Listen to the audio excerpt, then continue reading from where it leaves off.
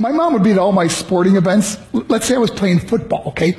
My mother would be on the sidelines, and if the play on the field started going one way, my mother would run along like, Mark, get him, get him! I'd be like, oh my gosh. I'd get in the huddle with the other guys. They go, Mark, is that your mother? I go, no, I never saw her before in my life. See, the greatest gift my mother ever gave me, she believed in me. I have overdosed on drugs on 3 occasions where I should have been dead. But I believe I was kept here for a reason. You show me your friends, I will show you your future. How do I know this?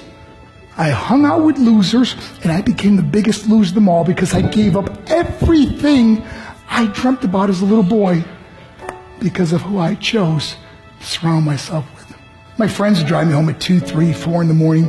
We'd be drunk and high, laughing in the car. We'd pull up in front of my house in New York. They go, Mark, the light's on. I go, oh man, my mother's up. See, my mom wouldn't go to bed until she knew her son was still alive. I'd walk in, she'd say, hi Mark, how was your night? I go, it was good, Mom, I'm just going to go to bed. She goes, can I talk to you for a minute? I go, Mom, I'm tired, I'm just going to go to bed. She goes, Mark, I haven't seen you all day and all night. Can I please talk to you? I said, man, just leave me alone. You bug me. I'd slam my bedroom door on the one person who believed in me. I was on a worldwide tour and we were wrestling overseas in Japan. After my wrestling match, I went upstairs to my hotel room and I fell asleep. There was a knock at my door at 3 o'clock in the morning. I got out of bed, I looked through the safety window and I could see it was a Japanese promoter. So I opened the door and he said, Mark, you need to call home. There's been an emergency. I went and got on the hotel room phone. I called back to the United States and said, hey, what's going on? They said, Mark, I don't know how to tell you this. I said, just tell me what happened. All of a sudden I started crying. They go, Mark, I can't tell you. I said, just say it. They said, Mark,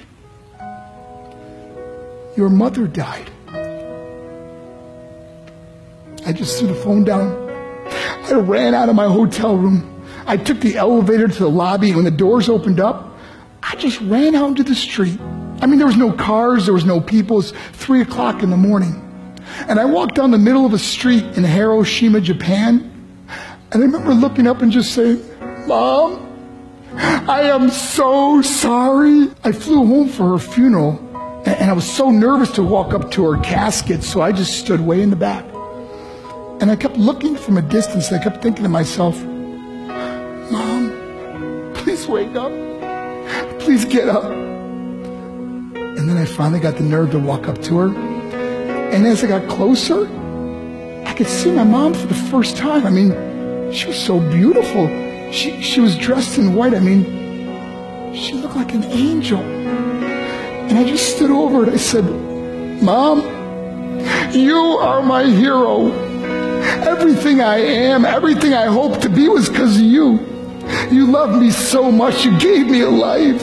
You're the only one that ever believed in me. How did I repay her? By getting drunk, by getting high, by getting stupid, by hanging out with losers? For what? All she ever wanted to do was talk to me. I wish I could talk to you now, Mom. I wish you could see what I'm doing. Why couldn't I have been a better son? We are defined by our choices. But if you surround yourself with people involved in drugs and alcohol and pills, it's a dead end. I'm not here to preach to you. I'm here to tell you I lived that life. It leads to broken hearts, broken relationships, broken dreams, and death. For what? To get high? If you have a mother or a father, when you go home, tell them how much you love them. See, my whole life was about being rich and famous. I had to be a millionaire. I had to win the race. I had to win the race at the expense of my marriage, my family, my friends. For what? To be all alone in the world? I learned what is truly important, and that is how precious this gift of life is, and our families, and how quickly it can be taken away. See, I no longer live in time. I live in moments. See, it's not what's in your pocket that matters. It's what's in your heart that truly matters. Love Love is just a word until somebody comes along and gives it meaning.